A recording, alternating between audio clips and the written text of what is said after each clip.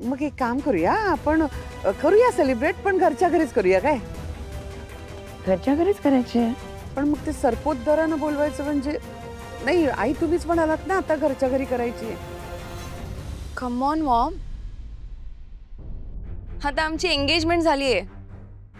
So आपल्या घरी जे काही सेलिब्रेशन्स होतील, जे काही फंक्शन्स होतील, त्याला रोहनच्या फॅमिलीला इन्व्हाइट केलंच पाहिजे. इनफॅक्ट दे आर फॅमिली नाव. हो ते बरोबर आहे, पण माझं असं म्हणणं उगाच कशाला ना पैसे खर्च त्यांचे येण्या जाण्याचा त्यांना त्रास होईल ना. आधीच एवढी दगदग झाली आहे त्यांना या एंगेजमेंटची वगैरे. काही त्रास होणार नाहीये त्यांना. ओके. आणि तसंही एंगेजमेंटला आपल्या सगळ्यांनाच खूप स्ट्रेस आला होता. सो त्यानिमित्ताने त्यांचा मूडही लाईट होईल. तो स्ट्रेस तूच दिलास ना. मॉम, तुला हे सगळं उकरून काढायचंच आहे का? तू सांग म्हणजे मला. अगं भांडू नका. हे बघ मल्लिका, हे कोजागिरी आहे ना, हे कोजागिरीचं नुसतं निमित्त आहे. आणि ह्या निमित्ताने ही दोन्ही कुटुंब आहेत ना, त्यांच्या गाठीभेटी होतील. आदिरा, तू तयारी सुरू कर. मी जरा त्यांना फोन करून येते. हा, आलेच मी. थँक्यू. अगं हो, करते बाई, करते.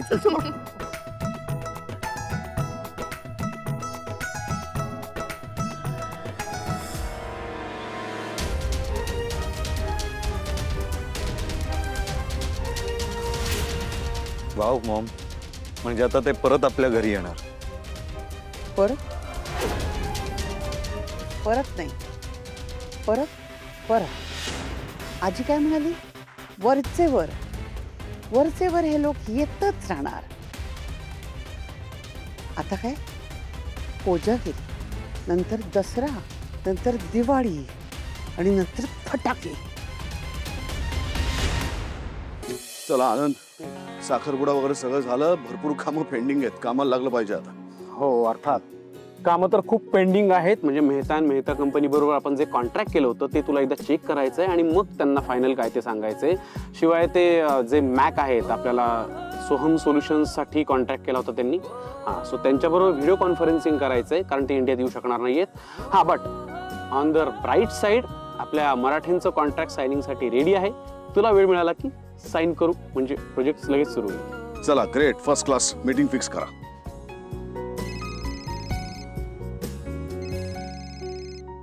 हा दिरा बोल.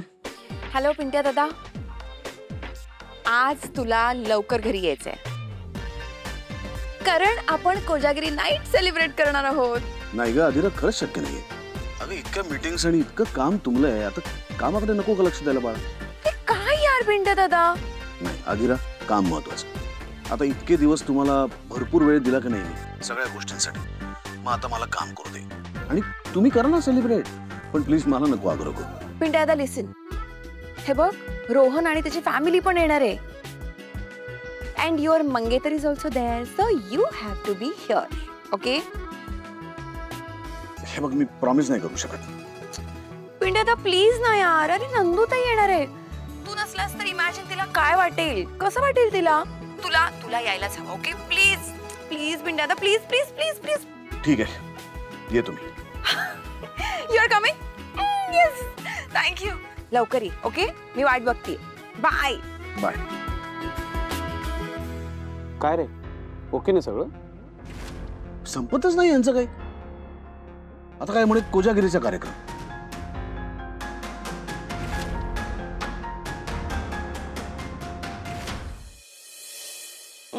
Curtains done, lighting done, and what is this?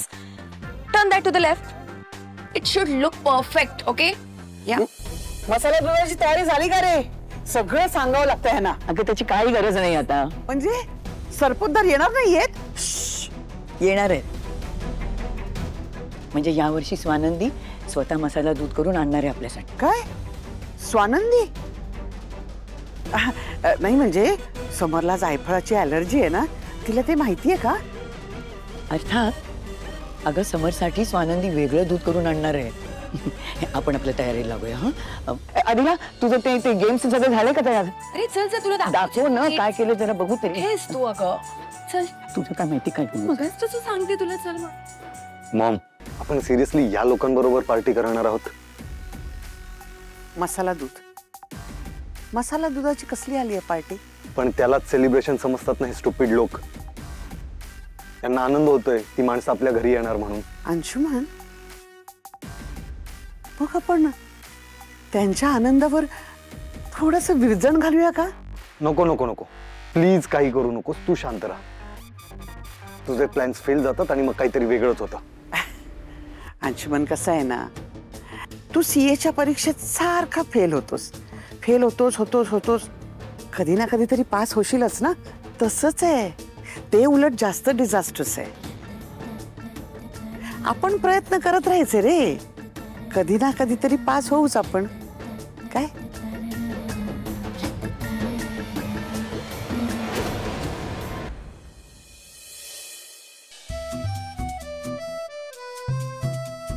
काय ग, थोड्या लवकर घरी आलीस ती? हाँ, हाफ डे टाकला. का एडे, तब्येत बरी आहे का? हं? बरं वाटत नाही? अगं ठीक आहे. कालची दगदग थकवा झाला असेल ना तुला. तुला ना आज ऑफिसला जायलाच नाही पाहिजे होतं स्वानंदी. उगीच गेटस हट्ट. चल तुझ्यासाठी चहा टाकते, बरं वाटेल तुला चहा प्यायल्यानंतर गरम गरम जरा. तर काही करू ग खायला पटकन? उपमा करू का पोहे करू सांग? काहीच नको. असं कसं ग, जरा थकवा आलाय तर तो जाईल ना थकवा म्हणून म्हणते मी. बोल ना काहीतरी, तू ना बोलणार पण नाहीस काही. अशी चेहरा बनून राहिल्यानंतर काय म्हणतील ते तुझे सासरचे राजवाडे? सॉरी, हा काय म्हणतील सांग? ऐकत नाहीस तू बाई, हट्ट करतेस. अशी गप्प गप्प राहून कसं चालणार आहे बरं? हे बघ हे बघ हे बघ हे बघ, तुझा सासरकडनंच फोन आलाय. 100 वर्ष जगणार. आई बोला, कशा आहात? उत्तम. स्वानंदीच्या बाबांची तब्येत ठीक आहे ना आता? हो हो हो, आता ठीक आहे. हो, आणि आमची स्वानंदी काय म्हणते? तुमची स्वानंदी इथंच आहे. 1 मिनिट. हा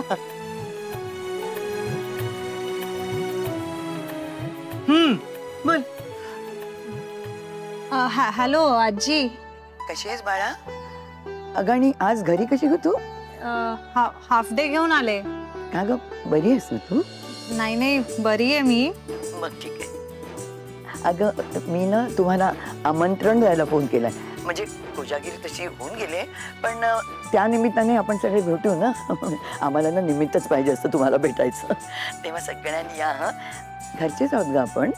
हो हो, आम्ही सगळेच येऊ आम्ही. आणि येताना मसाला दूध तयार करून घेऊन येऊ सगळ्यांसाठी. आमची स्वानंदी खूप छान मसाला दूध तयार करते. अरे वा, जरूर जरूर आणा. पण फक्त ना समरला ना ते जायफळाची ॲलर्जी आहे, तेवढं मात्र लक्षात ठेवा. हा आजी, मी त्यांच्यासाठी वेगळं दूध तयार करून आणेन ज्यात जायफळ नसेल. या हा, वाट बघतो. हो आई, बरं बरं भेटू. हा, आणि काळजी घ्या स्वतःची.